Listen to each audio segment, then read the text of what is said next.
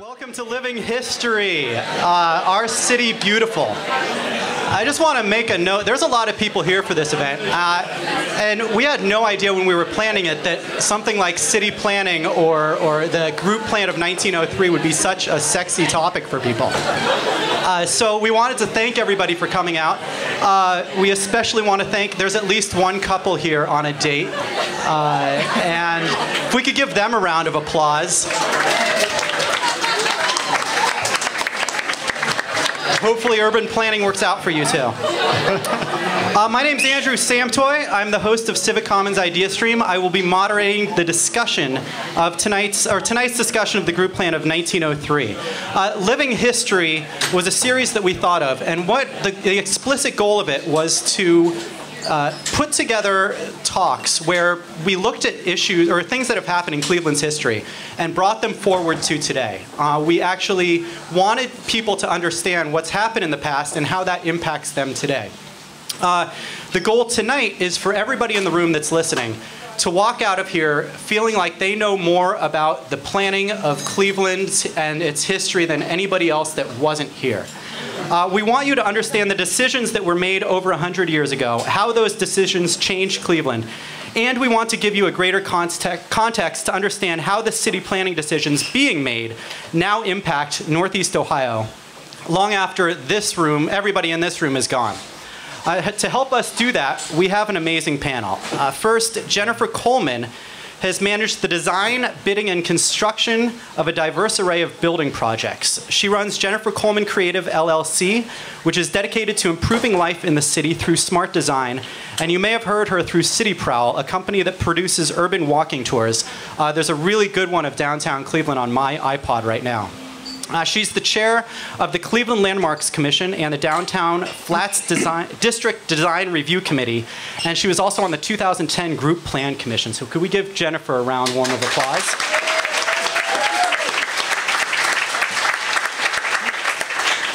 Second, David Ellison is a member of the American Institute of Architects and is sole proprietor of a small firm located in Ohio City.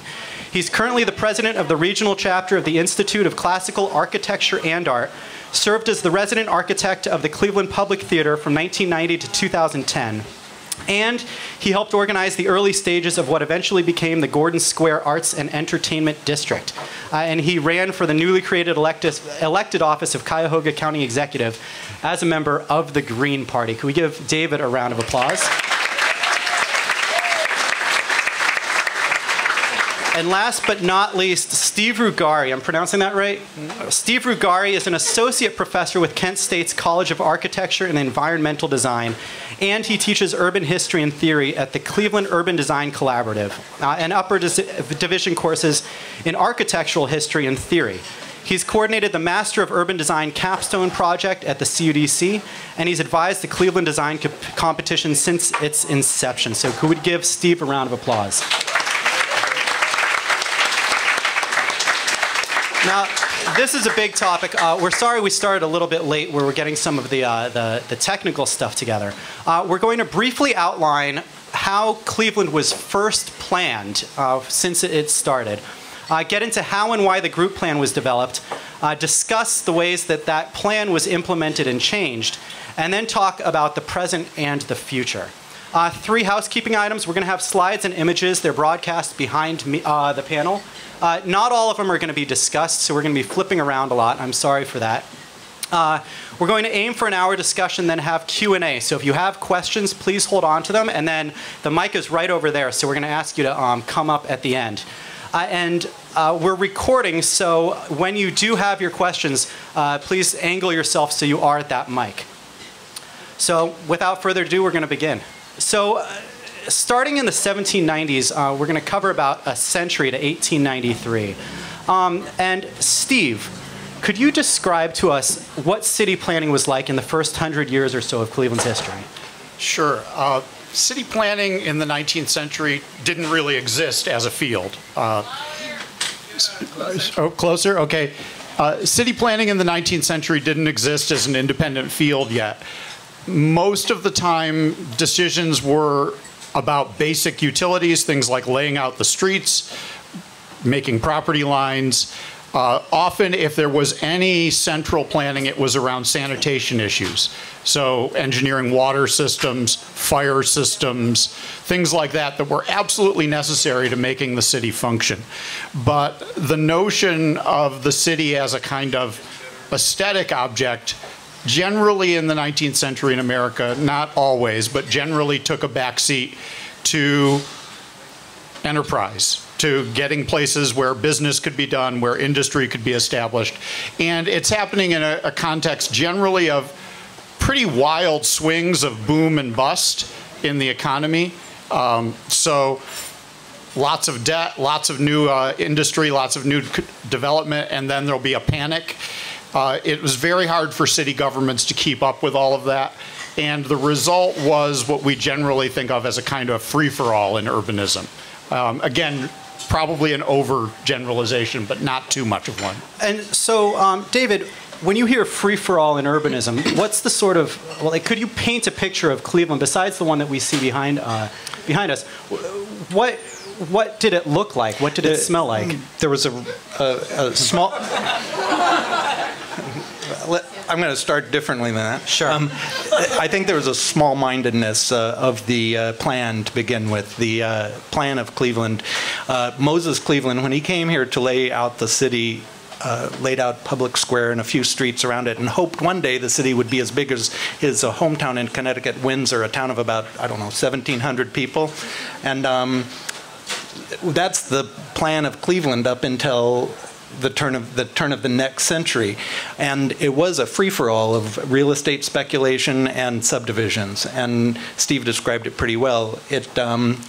Cleveland was a frontier outpost with really primitive conditions right up through the Civil War.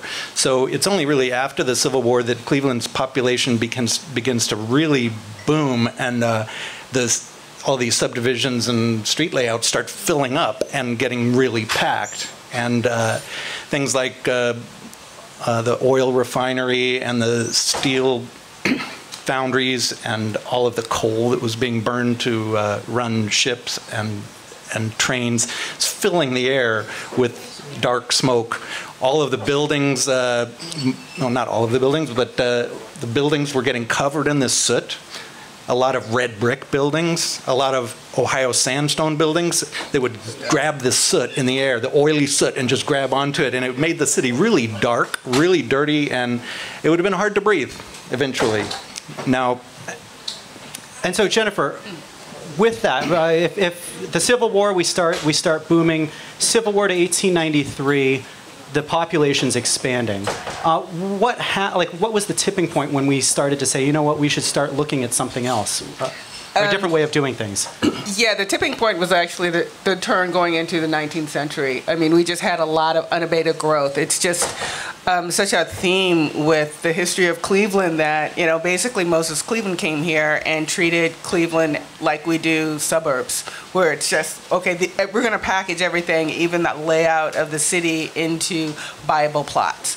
So it wasn't like Moses Cleveland came in and said, I'm going to create this city and it's going to be like Paris or, you know, some crazy, beautiful city. We didn't start off with these kind of classical notions of what cities were at that time of, you know, in that time that other larger, mostly European cities or some of our major cities like Washington, D.C. had. We were an entity that people from the East Coast and Connecticut were going to come and buy up property. And thank you for reminding us to talk into our mics, whoever is doing that. We appreciate it. Yeah, I don't want to.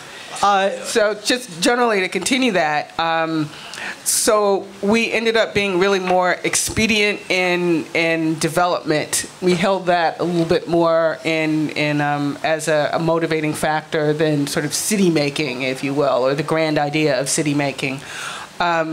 So when the railroads came, you know, around the 1850s or so, there was no thought of how are we going to integrate the railroads into our city.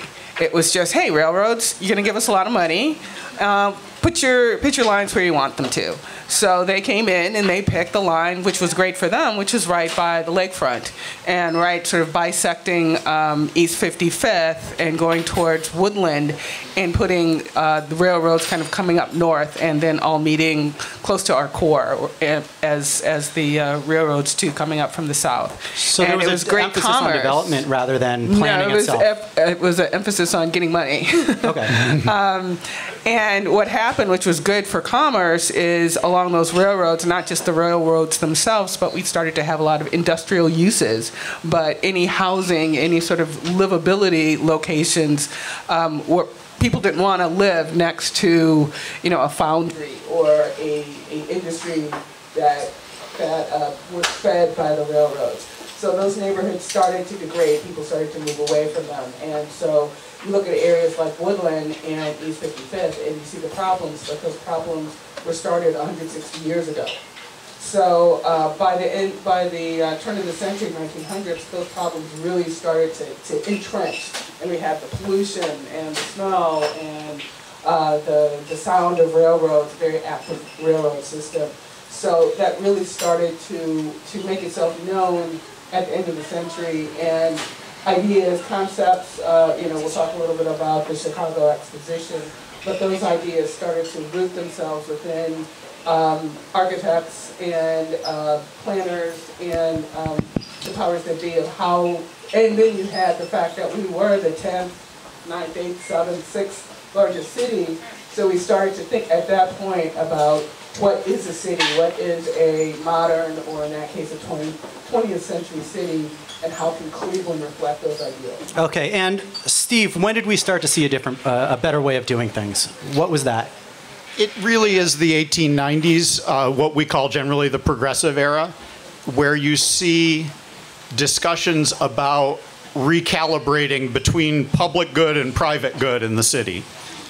So in Cleveland, for example, there were huge conflicts about the streetcar lines. They were all privately owned until Mayor Johnson, Tom Johnson, who also was involved with the group plan, fought to make them city-owned. He campaigned on the slogan, he owned a streetcar line, and he campaigned on the slogan, "These people are crooks, I know I was one of them." And so there was a lot of discussion of this sort of thing. It invariably was controversial. It needed buy-in from the elite of the city, who were the people who were making money off of the industry. And that required them to change their outlook somewhat. And that was happening around this time. They were starting to think, I've made a lot of money, I should be doing something with it.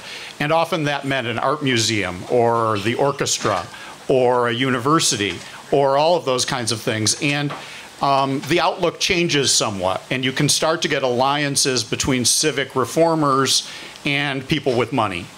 And that's really where the action starts to happen around the turn of the century.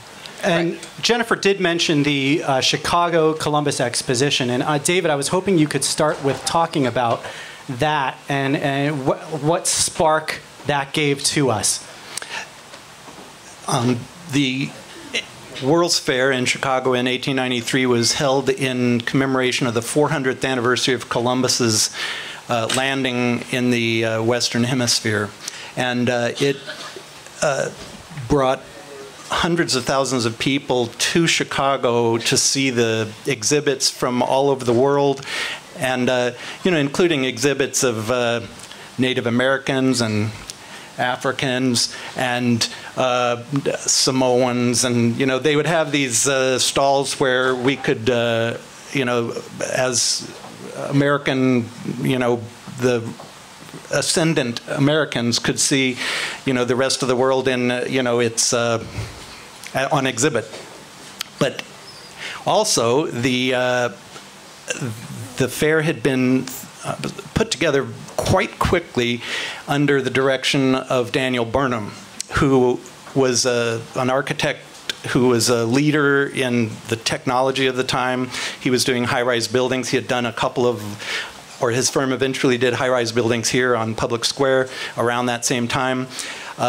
The dominant stylistic trend at that point was the Beaux-Arts style. It was advocated by the the École des Beaux-Arts in Paris.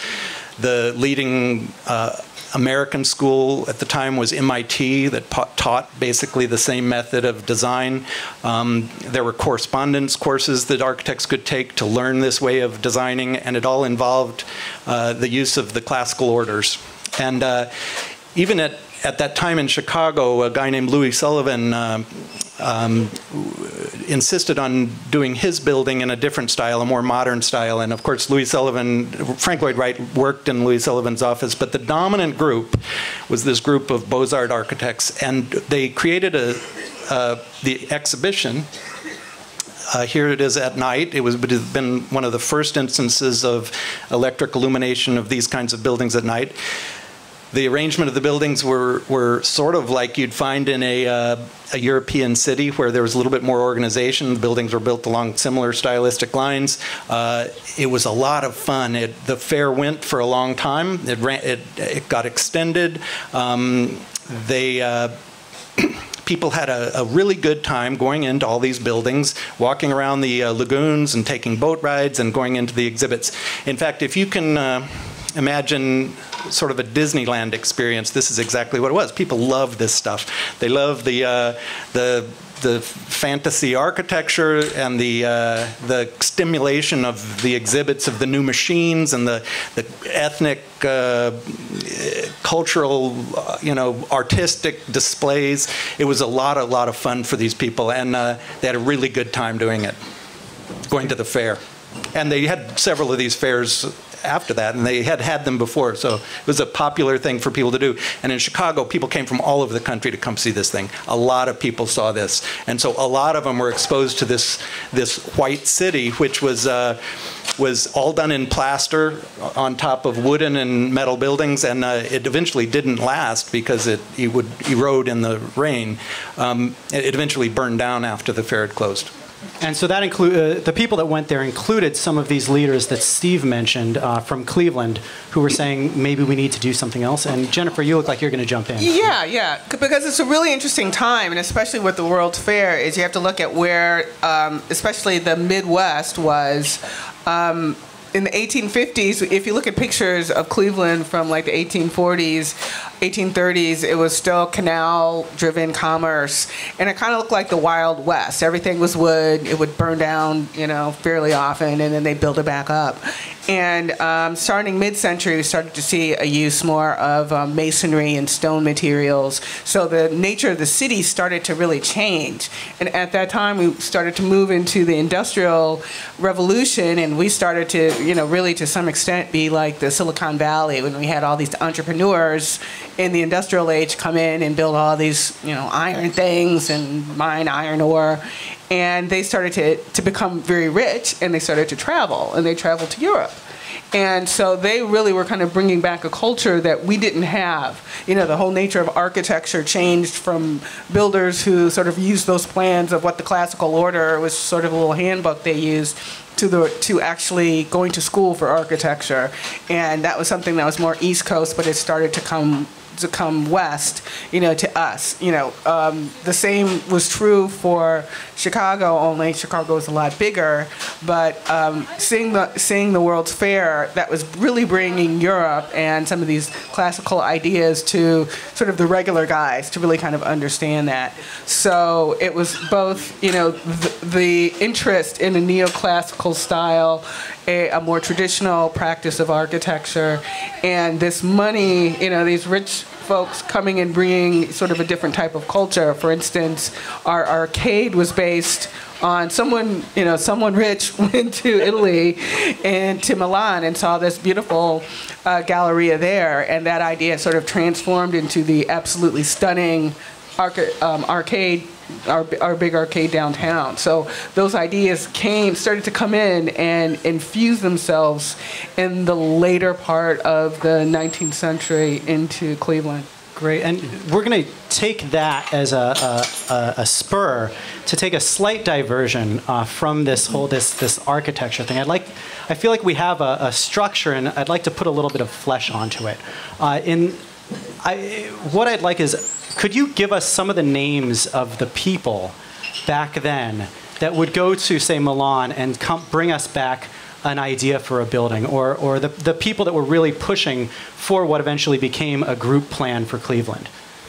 Gee, I mean, it would be, any of the names of our major streets, Hannah, who else? I'd like to Rockefeller. back up a little bit, because I think that in Cleveland, the Architects Club actually had a competition in 1895. They would have gone to the fair on the train, come back, looked at Cleveland. Cleveland realized at the time that they needed new buildings. They needed a city hall. They had been renting space since 1875.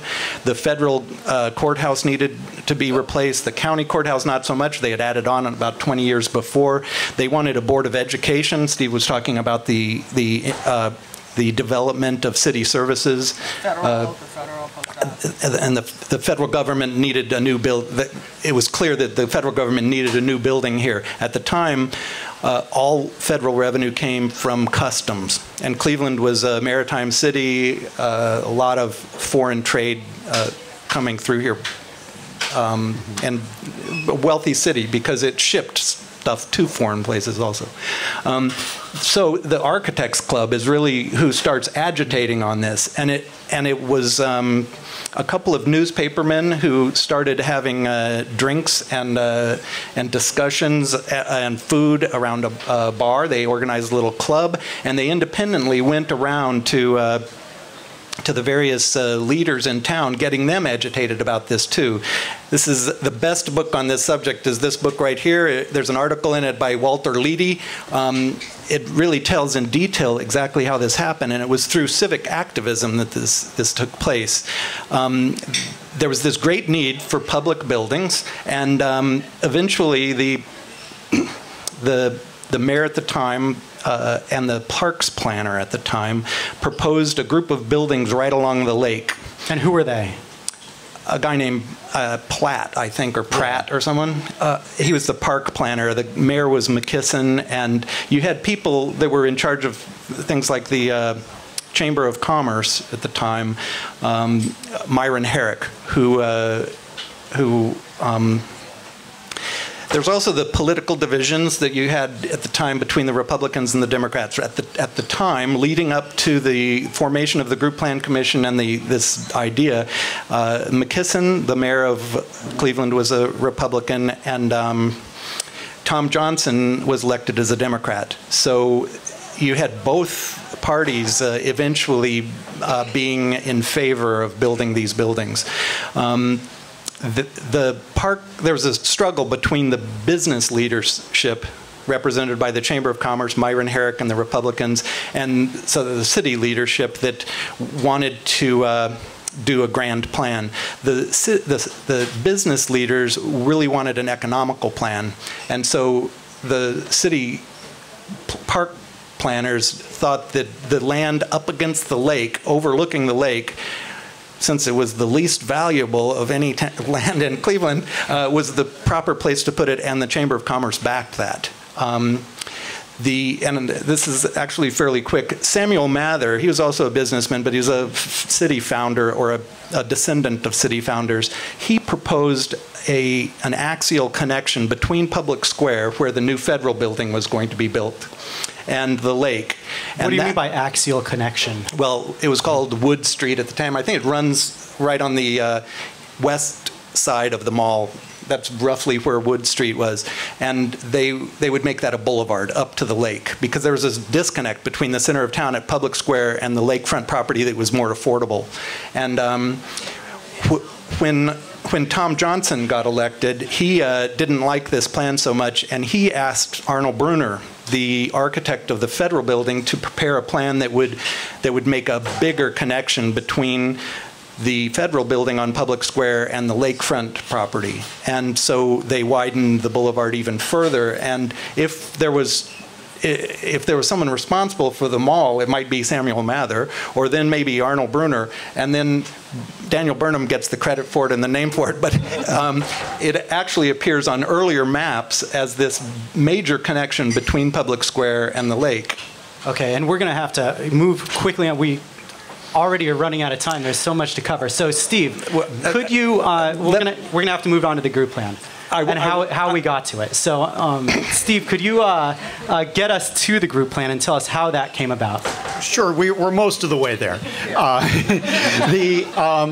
So there were various proposals that have been made, and Brunner is hired by the mayor and the parks commissioner, and they eventually convene this group. Turns out that Daniel Burnham obviously had a huge reputation already, and he convinces this group to think a little bit bigger than they had been. They spend some time traveling, studying other examples. They come back, and one of the things he had learned to do, partly from his involvement in the plan for Washington, D.C. that was done a couple years earlier, was produce a sumptuous document that talked about what people should do, convince them to be a little less economical and really shoot for something big. Turned out that Burnham and Tom Johnson, although Burnham was a liberal Republican and Tom Johnson was a liberal Democrat, they got along famously. They had a lot in common as civic reformers. And so this plan ended up receiving pretty wide approval. It was published, still being reviewed in the architectural literature over the next 10 or 15 years as cutting-edge urbanism in an American city. And the plan itself was rather clever in that it took a number of buildings that were already being proposed and one that was already underway, the federal building, and used them to define a space and to organize opportunities for further investment. So it was artful, and it was a great selling job in a way that planning needs to be. So in other words, you're saying what they did was they took the need of their potential patrons and then fit the plan to what that need was? Yeah, they fit in what was being proposed or what was needed, but they amplified it in a lot of ways. They made it bigger. Instead of just a connection, you get this mall that's over 500 feet wide, with the idea that it's going to be lined with buildings that will have hopefully some conformity to the architectural framework created by the 4 major public buildings. Okay, and David, what was the plan then? The plan was, and if we back up a little bit, you have these. This is a confluence of influence at that moment, at the tail end of the 19th century. 3 men, good friends, Myron Herrick, William McKinley, and Mark Hanna, are the governor of Ohio, the president of the United States, and a senator from Ohio. So you have this Republican group that's in charge. And in Washington, they decided, Steve mentioned the Washington plan, they decided that the grand plan of Pierre L'Enfant that we now know and we sort of understand, the radial axial plan, and the mall that everyone knows from the Capitol to the Lincoln Memorial and the Monument and the White House and the Jefferson Memorial, this grand space, it was landscaped in the Victorian Romanticist style with the Smithsonian Institution and other buildings threatening to occupy that mall, including the railroad station. And so Burnham and McKim, Mead and White, the leading architects of the day, and some of these other people were involved in the McMillan Plan, which came up with the idea to move the railroad station off the mall and to really capture the mall, kind of like our mall is a big rectangular space with a lawn and trees on either side lined up like they would be in a European city. And none of this, I don't think, would have happened if all 3 guys hadn't been friends from Cleveland who were president, senator, and governor at the same time, because it enabled the getting of permission and issuing of bonds and the rallying of all the planning agencies to make it happen. So it sort of gave us a framework for what we could do in Cleveland? It was a political, we had a political advantage that is unheard of, that you could create on a private level with something like a World's Fair, but to get it in a city government is just like incredible that that would happen. So McKinley and Hanna caused the federal building to be funded. This is in the late 1890s. And that really triggered the whole thing because that put a lot of pressure on solving this problem of where we're going to put the public library, the museum, the city hall. And I said before that there was a lot of activism at the time. There were people who were very upset about the way Burnham's plan eventually developed. They thought the mall was too wide, that it was too far from one side of the mall to the other. They wanted it narrower. A guy named Kudell, you might recognize his name from the Kudell Center. He was a son-in-law to Jacob Mueller, a revolutionary from the German Revolution who settled here, and his family's still around here. But Kudell was pamphleting constantly, trying to get this mall narrowed so that it wouldn't be built so wide. A guy named Charles Olney, you might recognize his name from a set of buildings right on West 14th Street in Tremont. There's a building that has Olney Gallery written on it. He had a collection of art and antiquities that he wanted to be one of the 3 collections that were combined to form the Cleveland Museum of Art. And one of the goals of the group plan was to combine the collections into one single museum instead of 3. He was so upset when the city leaders, some of the people who had enabled this plan to exist, that they wanted to move the museum out to the, they didn't want the museum down next to the government buildings. They wanted it in the park at University Circle. And when they did that and the museum wasn't going downtown, he gave his whole collection to Oberlin Art Museum. So, you know, it was people were enthusiastic about it and they were passionate about it, and not everybody was all that happy. So what was the plan? The plan. There had been a lot of activism. People loved their park on the lake. This lakefront park, Lakeview Park, was the city's most popular park. It was in the Victorian style with meandering paths, a bridge, fountains, and a bunch of railroad tracks right on the lake. And a landfill that was growing constantly with more railroad tracks on the lake. And you know how noisy freight trains are and how smoky they are. So there's a problem, and the view wasn't that great looking down at these railroad tracks. The plan was then they would take the essence of the McKisson plan or the Platt-Pratt plan and put 2 buildings on the lakefront property overlooking the lake, and then line other public buildings up along the mall with the federal building on Public Square and a building that was yet undefined that would match it right next to it. And that would be those 2 buildings at the top of the plan. The federal building is the one next to Public Square, and the City Hall and the courthouse right here on the lake. Now, because the people had been effective enough at advocating for their lakefront park, the first plan that the Group Plan Commission presented and gave to the city of Cleveland showed this Victorian-style picturesque park on the lake, which they, in the plan, in the report, it's so sarcastic. The way these guys are talking to the city, the people of Cleveland, about how stupid their park on the lake was going to be. Finally, they said that it would be much better to include the railroad station, which was right about here, to include the railroad station in the plan and move it onto Axis. This would allow you to come to the end of the mall, walk through the concourse of the railroad station, and then down a set of terraces onto this park area and crossing the tracks. Now, in addition to the alternative to this slide, you might move it on. I don't know if I think it's this is it. This is the plan that they offered as an alternative, a much better alternative. Here's the railroad station. Here's the esplanade along the lake, and it would be very nice. You could walk to the lake and not have to look at the railroad tracks.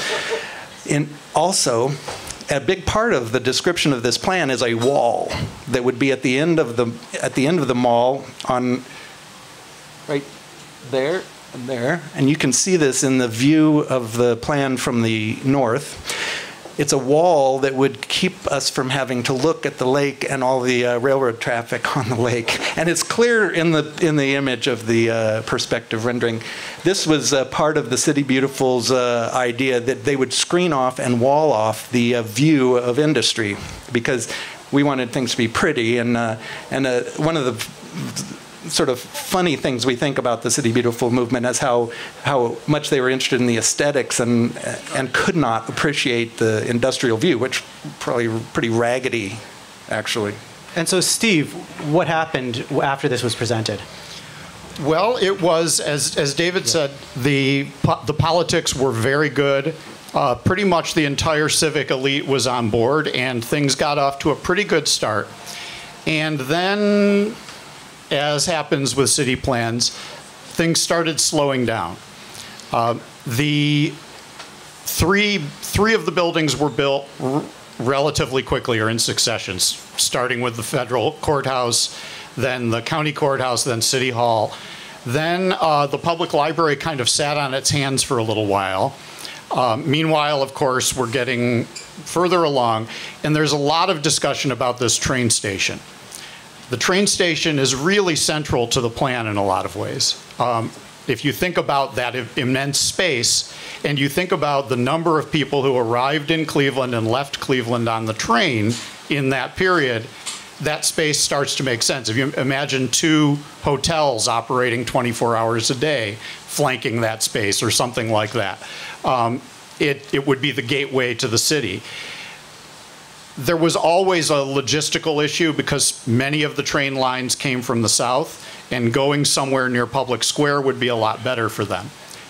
2 developers, whose names are probably familiar to you, the Otis and Mantis Van Sweringen, the brothers who developed Shaker Heights, were buying up rail lines, and they were floating plans for a Union Station, not in the site identified in the group plan, but on Public Square. There was back and forth. It went on for a long time. The whole thing was somewhat, stalled by World War I.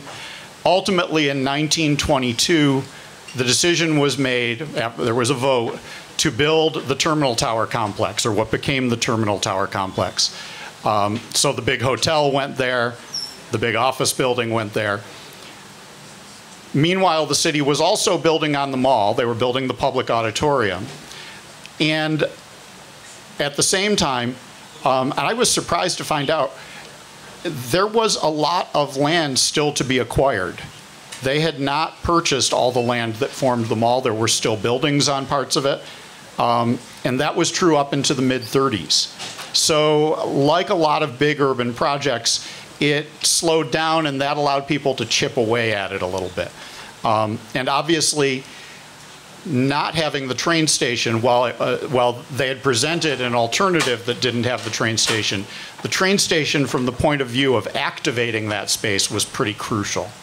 And so what, on the human side of not having that train station, we actually wanted to hold this event someplace in the group plan area where we wanted to make sure they had drinks and food and parking. And there was really just one place that had drinks and food in the general area, and that was Urban Farmer, and it didn't really work out for us. It sounds like there was a human cost to not having that train station included in the group plan. Is that? I think so, and it's often said by people in Cleveland that the mall was planned to have civic buildings all around it, that it was to have government buildings all around it. That's not true. There were government buildings that would set the tone for it, but Burnham, in all of his plans, assumes that part of the function is to guide how the private sector will invest. And I think, and in fact, one of the reasons for the 2 rows of trees in the, that's wrong drawing, but in the drawings, is because he knew that the private buildings might not be quite as uniform as they would like, that the planners did, and the trees would be large trees that would help sort of soften that. But those would have been buildings that might have had restaurants and bars and offices and daily life in them. And because that didn't happen there, and you got Public Auditorium, which, though it was very useful in its day, was never a very lively facade, the whole plan got skewed more towards being even more of a monumental space, perhaps, than was, I think, originally intended. And two, you just have to look at the world at that time, where now we have these governmental districts, where Cleveland was still downtown Cleveland, a lot was still happening. You look at the warehouse district, and what's West 3rd now was still sort of a little bit, there was still some residential, I think, down there in addition to the warehouse districts, and it was very sketchy. I mean, even to the time when the county administration building was built, which was the one space that was not occupied by any grand building. It was sort of a lot of kind of shacks and small scale buildings that had to be cleared for the administration building in 1956, which was not that impressive, to put it mildly. But and actually it was intended to be larger. It was 4 stories, but structurally it could have been taller than that. It was designed structurally to hold a couple other floors. But going to the 50s, it was just sort of a different place and time. But I think we did not have that real separation thought process that we think of, sort of a downtown and this sort of grand governmental metro center. We didn't really think like that at the turn of the century. It was still a conglomeration of buildings and people still living downtown, and new things coming up and going down. There's always been a tension between Public Square and the mall, and what buildings went where. Our public buildings and courthouses originally were kind of around, either if they were not on Public Square, they were really close to Public Square. So moving them, there was always this very interesting 20th century tension between those two large public spaces and what they represented for everyone. And so what happened then, moving from the 1903 plan and its presentation up to the 1930s? I mean, was it just fits and starts of getting these buildings completed and then sort of not getting all the way across the finish line? Well, there's a little recession that kind of happened in there. There was a lot of construction. I mean, there was a lot of things that were under construction, so it was still being built, really till the 30s. And then our exhibition came about in the 30s, which sort of added almost a crown onto the effort of putting the group plan together. Could you tell us about that then? Because that's the next, I think that's the next... Hand that over to you. Okay. So in the late 20s, the Cleveland, for various reasons, decided to have city manager government for a while. The main city manager during that brief period was a man named Hopkins. You know his name from the airport. He was a big proponent of airports. He thought they were the wave of the future. He was an interesting man. He convened a new group plan commission because of the change in the train station. And they did new drawings that showed a kind of wide bridge going across the train tracks and a new highway, which is labeled a super highway in the drawing, whatever that meant to people in 1929. Exciting. A super highway. And that bridge then led to a park, which had on one side a stadium, which was built, and an exhibition hall, which was not built at the time. Late in 1935, another one of Cleveland's civic leaders, Blossom, of many things that you know the name of, decided that Cleveland should celebrate starting to emerge from the Depression by holding an exposition like the one that had been held in Chicago in 1933. He convinced the civic elite to get on board. He raised the seed money for the whole thing was $1 million, which is kind of amazing. It's not that, even then, not a huge amount of money. It was designed and built in about 6 months, and it basically used the buildings on the mall, Public Auditorium. The mall was finally cleared, an amphitheater was built in it, a kind of Hollywood Bowl, and a temporary bridge was built across to further exhibition halls on the lakefront. So for 2 summers in 1936 and 1937, the freeway's not built yet, this plan kind of came alive. It worked, you could get from Public Square to the lakefront. in a meaningful way. And it was like a lot of, the Depression was a time when people were looking for entertainment, looking for optimism, and these expositions provided that. So it became a fairly memorable event in Cleveland's history. There was a lot of discussion at the time of making these improvements more permanent, going forward, planning more of the lakefront. And then, of course, the war happened. And that kind of, it looks like a lot of it got lost in that process. So that brings us up to about 1945. We have about 10, maybe 15 minutes left of this section, or for this portion of the talk, including where we are now and where we're going in the future. So could one of us up here give us a very bare bones description of what happened? And Jennifer, I'm going to look to you because you on the conference call, you said it pretty well, I think. What happened? Hung up. Well, the easy point is that things kind of slowed down considerably. So it wasn't like we had all these buildings coming up every 10 years or so.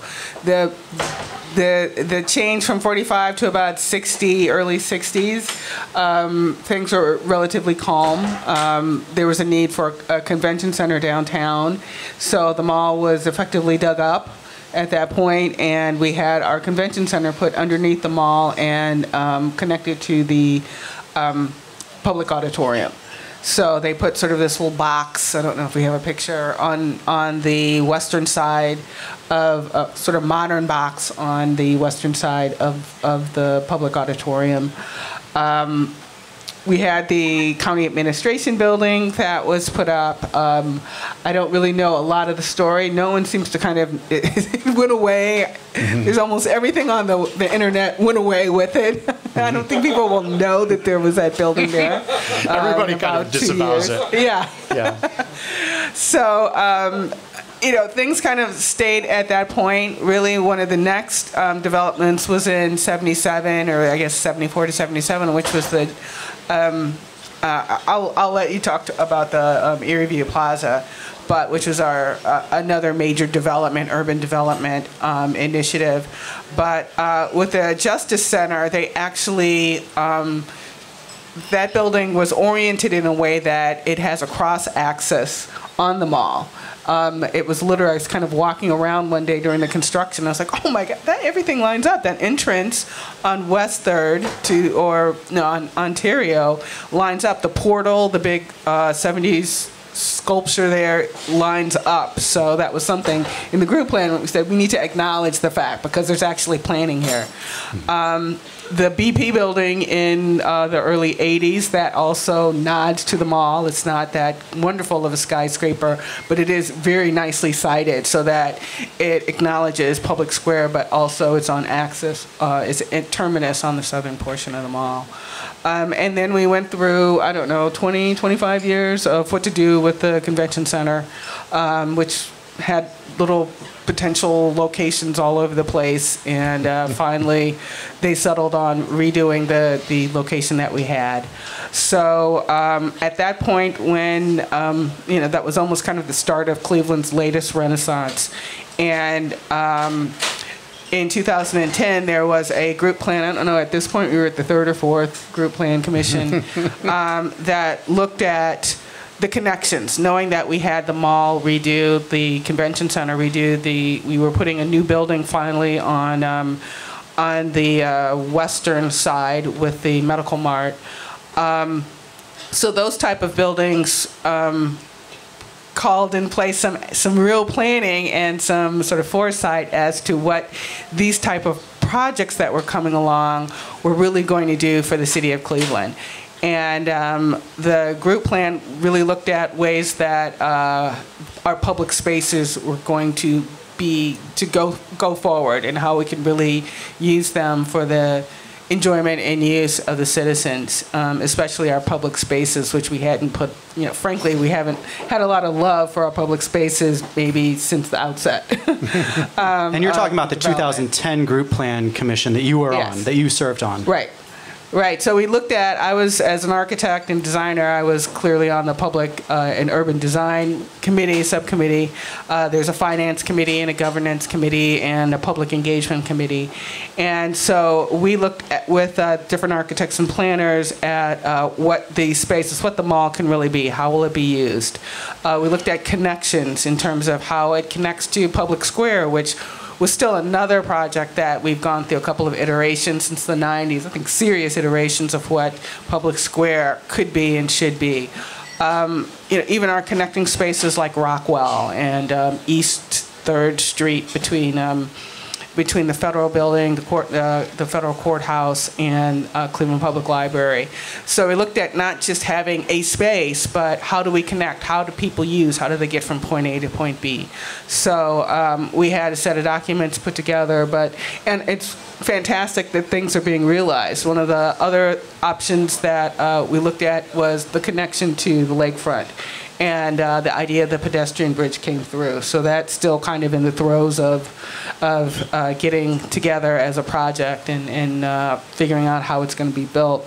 But that is the idea of how do we get to the lakefront is really important too. So when you started serving on that commission, what was the general consensus about the layout of downtown? When you looked at the plan or what had been implemented so far, was it a failure, or were there areas of concern that you were particularly paying attention to, or yeah, downtown is just a failure.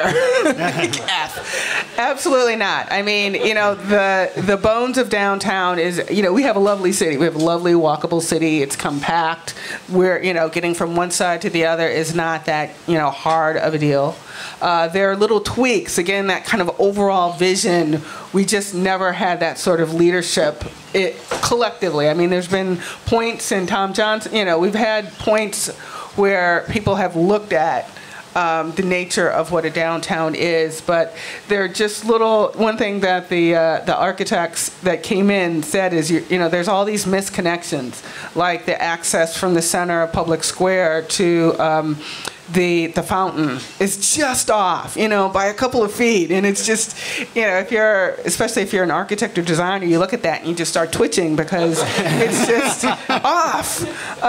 Your OCD really kicks in. I mean, our streets are misaligned in some places. So just kind of walking across the street, you're always making these little adjustments. So one of the things that the design team looked at is how can we kind of get things a little bit more aligned without spending, scads and scads of money.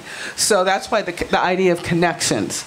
There's still areas all over the place from, getting from the warehouse district to the gateway, which really involves Huron. So there are things that were identified and that are in the report. And you can go to the City Planning Commission website and find all this if you're really interested. But there's, a lot of places, the walking, and definitely the biking, but we're not a city that you need to have a car to get from point A to point B for the vast majority of the downtown area. So, there's a lot of opportunities that were identified. Some of them were being acted on, but really the group plan that came from that is something that will take a while. And that's cool because cities develop, they never stop developing. So it's great that we know of these things and we should keep them to us. And as we develop, we at least have a game plan. And, hopefully there'll be another group plan. Actually, there is right now a group plan 2.0 that I call that is really looking at, funding ideas to get everything built takes a little money, and also programming. So hopefully once we get past, all the hoopla, the RNC, we can start looking at what activities are on the mall that people really want to do, are creature comforts of what it takes to be a livable city. So those are online. So everyone think if there's something, if you like yoga or you like hockey, just make sure that we kind of press this particular group plan 2.0, to know that what kind of things we like to make our city special. And it sounds like you're talking specifically about the human aspect of it, the human element. Yeah, absolutely. I mean, downtown used to be, we started off being very residential and all that went away when commerce and industry came into the place. We sort of moved all of our residential far out, to points east and points west.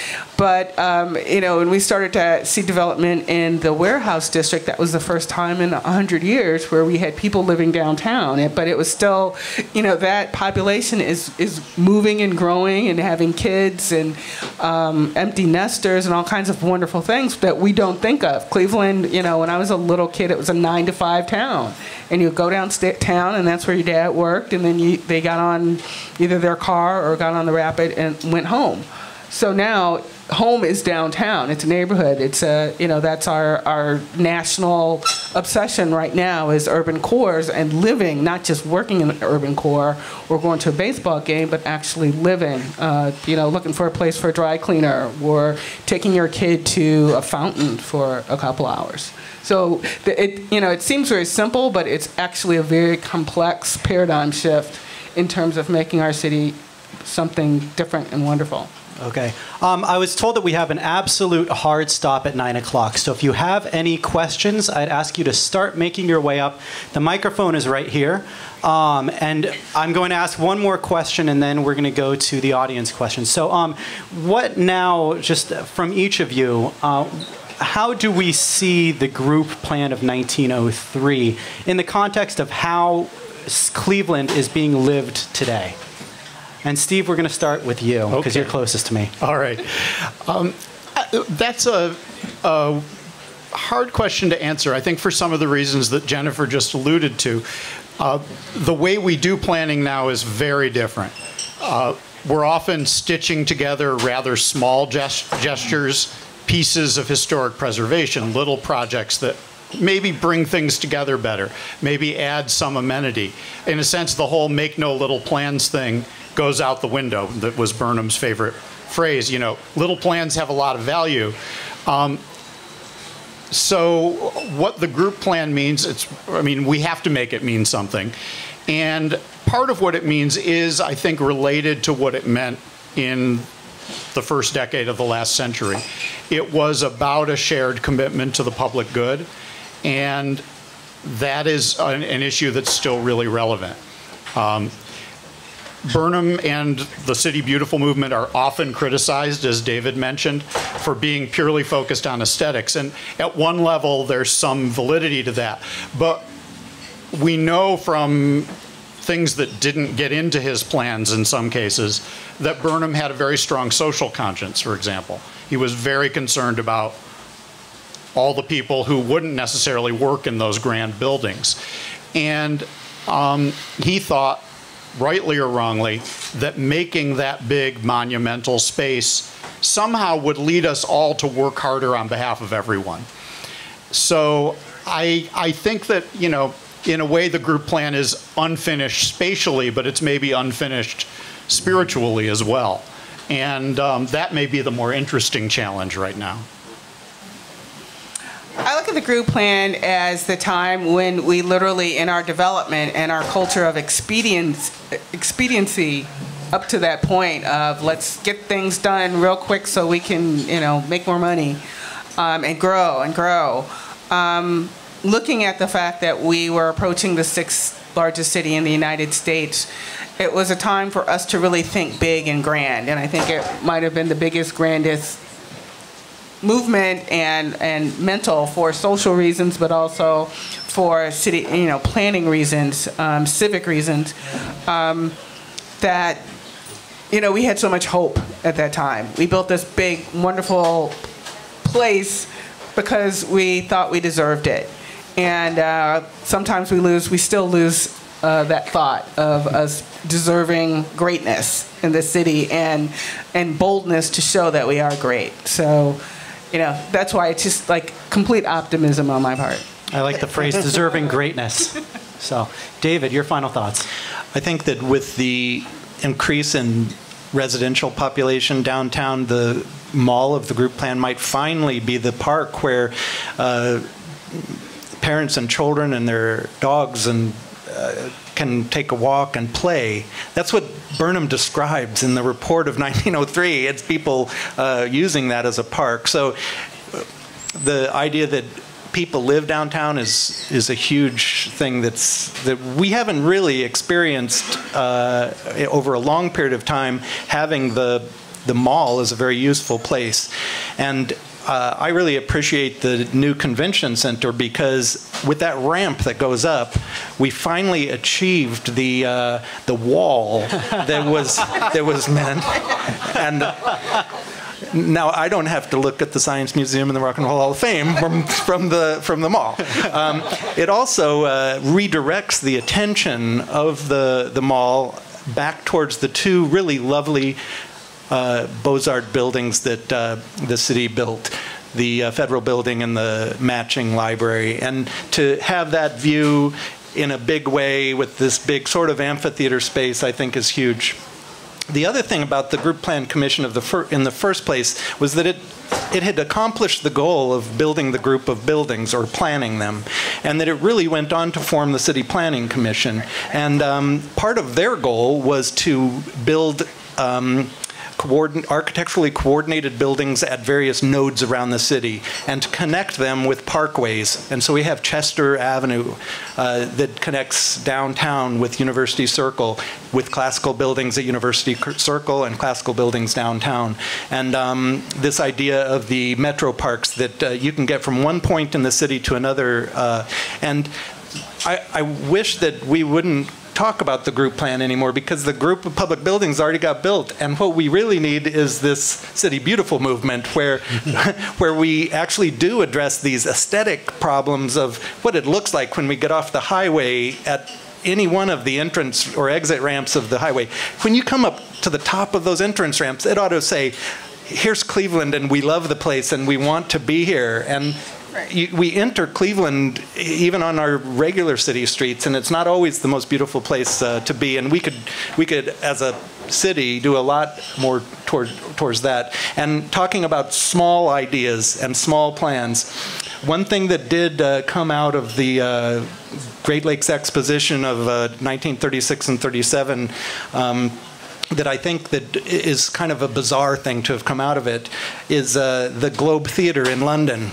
An actor who played at the miniature Globe Theatre there on Lake Erie back in 1936 and 37, doing Shakespeare plays for the public, went to England, worked his whole life acting in Shakespeare and advocating for a replica Globe Theatre, and it's there now. The Globe Theatre exists again in London partly because there's one guy who was acting in the Shakespeare plays in Cleveland, went there and worked on it his whole life. Well, you're welcome, England. All right, our first question from the audience. Would one of you please talk about Burke Lakefront Airport and how we ended up with it? They needed a place to put all the garbage, and they dumped it there and then flattened it out. Yeah. It was the same Hopkins who planned the international airport, was the first to propose the airport east of East 9th Street. So he was, one of the weird things about this, I've been studying this moment in the late 20s, the 1930s. They'll be talking about parks and scenery and all these things, and then they'll be talking about huge infrastructure projects that seem like they're going to really ruin their parks and ruin their views and ruin their scenery, and they don't seem to see the problem. And I don't know if they really had a magic solution to that problem or if they just had a lot more optimism than we do. But we had cars, so we could just drive it. It was the separation of, the beginnings of sprawl. So we're just lucky they didn't build the super airport out in the lake that they were talking about in the 1970s. Thank goodness. Yeah. All right. You answered part of my question already, but I'm coming here from Oberlin, where the City Beautiful movement inspired a lot of our park system, which we're still kind of working on fulfilling the vision that they had for it. And I'm wondering to what extent parks played a role in the plan, to what extent was the plan for parks fulfilled, what were the obstacles that prevented it from being fulfilled in Cleveland? If you ever look at a picture of Lakeview Park before the group plan buildings took place, then that's the park right on the lake as it runs down to the railroad tracks. It's this beautiful spot overlooking Lake Erie. And with the Great Lakes Exposition and that bridge they built, that kind of wrecked a little part of it. They built a ramp behind City Hall that wrecked the east end of it. And then when they put the highway in right after the exposition closed, the Shoreway, they clipped the rest of Lakeview Park off and basically ruined it. So the highway, the car, and the railroads kind of ruined the whole thing, I think. The park, our park on the lake. Yeah, generally we've had a checkered past with parks and their development. Even in, there had been in the 1800s suggestions for locations for parks, and they always got shut down because we needed to build more buildings and we needed more retail and commerce. So there were a couple of locations. We ended up one of our most interesting parks is Erie Street Cemetery. So hopefully, we're still, I think, as a city, we just kind of went dark on parks for a very long time. And they tended to be more sort of places where we put monuments and cannons and things like that. So we have to really retrain ourselves. We're starting to. We're looking at program parks, for instance, Perk Park, and that redo a couple of years ago into a space that's really used. But we're still working on that. We really are. I mean, even our city parks and rec is more recreation buildings than parks in Cleveland. So, other than places that really got it right, like Shaker, kind of our garden cities, urban areas were just a little inconsistent, let's say. The group plan report of 1903 actually talks quite a bit about the usefulness of a park and whether it would be more useful out on the lake or in the city. And their conclusion was that it would be more use to us up on the lake, and hopefully with the new design it will be more useful to us. The other thing is that it was planned as a economic development aspect of the plan, so that the real estate just on the outside ring of 80-foot high controlled buildings, that outer ring of buildings the real estate there would actually be worth more because you could overlook the park. And the Leader Building and the Federal Reserve Bank building both were built on that, with that idea in mind. And it wasn't until the library got built, the addition to the library got built, that the beautiful views from the Federal Reserve Bank and the Leader Building were taken away. You kind of just addressed my first question, the two questions. You didn't say anything about Walker and Weeks, who executed some of the buildings you just mentioned, and some of the few of the Burnham Plan buildings that actually got done, and Walker and Weeks, their contribution. Could you say anything about that and the legacy that they've left us? And secondly, much more contemporary, what are your thoughts on the development of the Health Line and Euclid Avenue and how it impacts the city? In the few minutes that we do have left. I think the best building architecturally is probably the Federal Building by Arnold Brunner. The second best building, I think, is probably the Cuyahoga County Courthouse. Lehman and Schmidt, who did a lot of schools in Ohio, which are gradually each being torn down, hired a fellow who had been working for Carrera and Hastings, the company that had been building the New York Public Library, and there's quite a bit of similarity between the two buildings, the New York Public Library and the Cuyahoga County Courthouse. And Milton Dyer was hired to do the City Hall, and he had all the people who eventually formed Walker and Weeks working in his office at the time, and he was known to go out on disappear for weeks at a time, and his employees got kind of tired of this, and so deserted him in the midst of the construction of City Hall and formed the firm Walker and Weeks. They, of course, designed both the public library, which is a nice building, but if you've ever seen Pope's second place winner in that competition, I wonder if there wasn't something political going on in the competition. And they designed, of course, the Board of Education building, which Burnham warned the people of Cleveland not to use that sandstone, because instead of it being the Court of Honor, this grand mall they were building, it would be the Court of Horrors. And because of the color of that stone, we can see now what he was talking about. But their work, Walker and Weeks was a big architectural firm around here, and I don't actually have very much to say about them. Okay. And how about the Euclid Helpline? Oh, God. Go ahead, have at it. Steve, that's yours. That's my. The Healthline, I don't know. I really don't know where to start about the Healthline. It's obviously helped in certain ways. I think it is starting to spur some development now, or development is happening around it anyway. As a civic design, it's rather fussy. And particularly in downtown, my personal view is that it places so much emphasis on moving buses that it forgot about pedestrians who have to wait for very long times to get across the street. So I think the verdict is still out on the Healthline overall, but I think there are some difficulties with it. Yeah, I mean, you have to look at it in a lot of different ways. As sort of a transportation entity, I think it's very good, and we get a lot of respect for it outside of Cleveland. We've gotten a lot of awards. I mean, I live on the Healthline. It's great. I mean, it's the way if I could get around on that thing every day, I would. Yeah, it's fussy.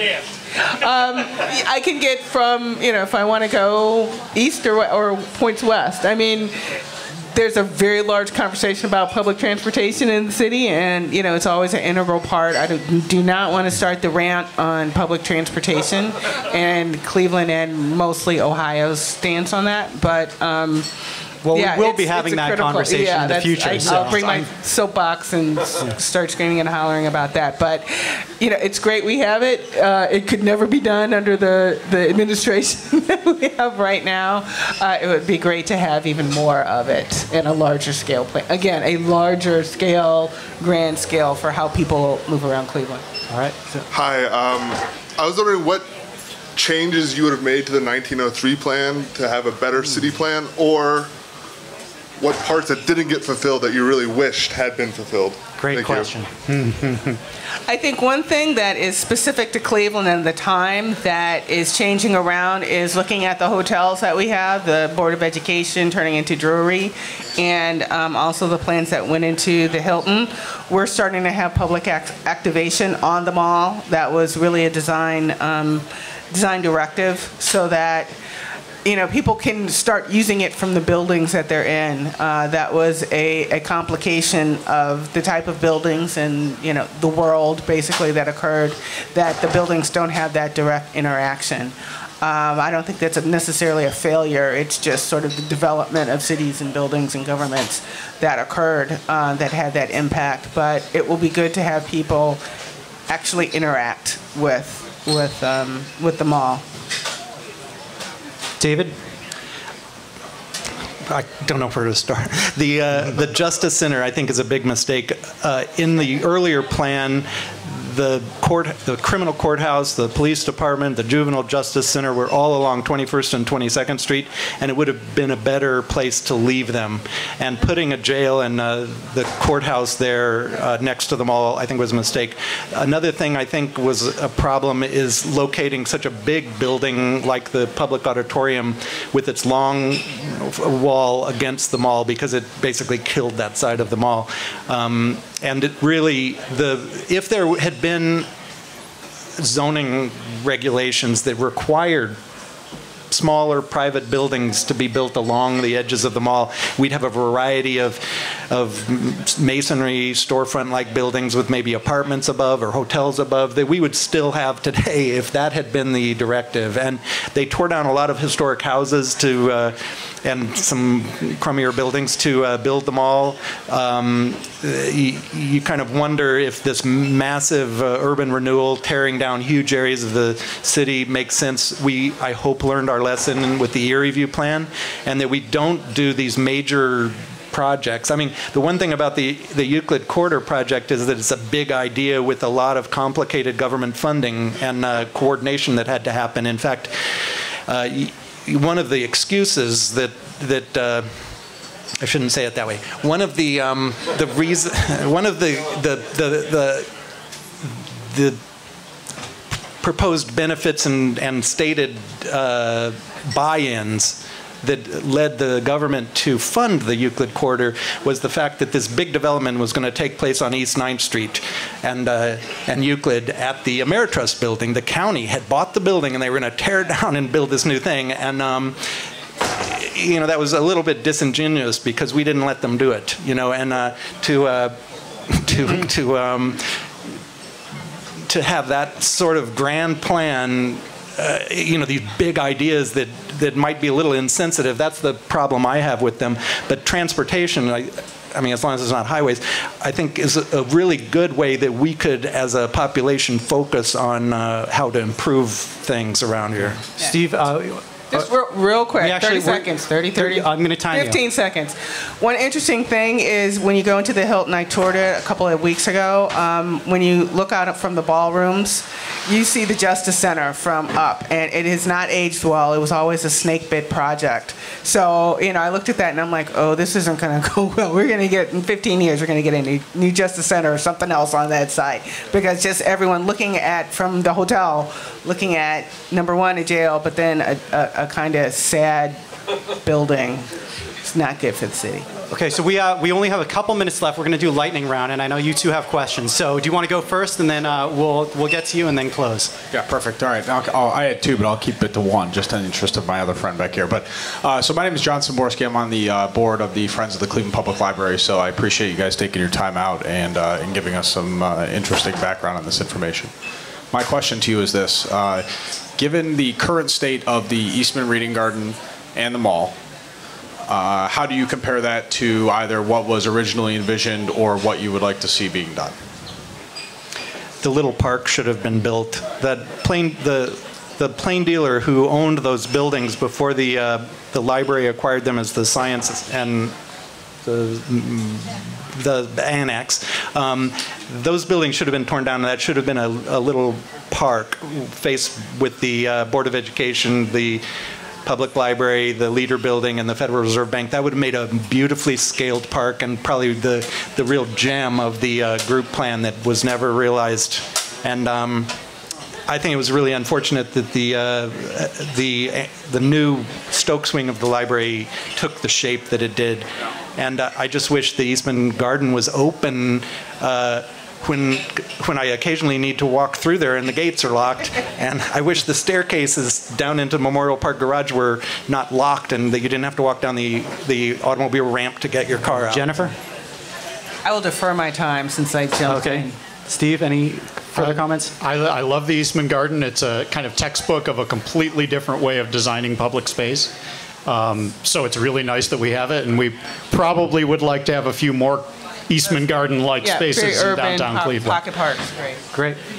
Hi, thanks for this physical planning-oriented talk, and I wanted to bring up systemic racism and segregation, and I was wondering if, I know we only have like a minute, but we've been talking a lot about optimism, but I'm wondering if you feel like what we've inherited through this planning process, if and how that relates, if you have specific examples of how that might relate to how we're moving forward in the planning processes where we are today in terms of planning and dealing with race and racism and segregation. And how we can be more inclusive?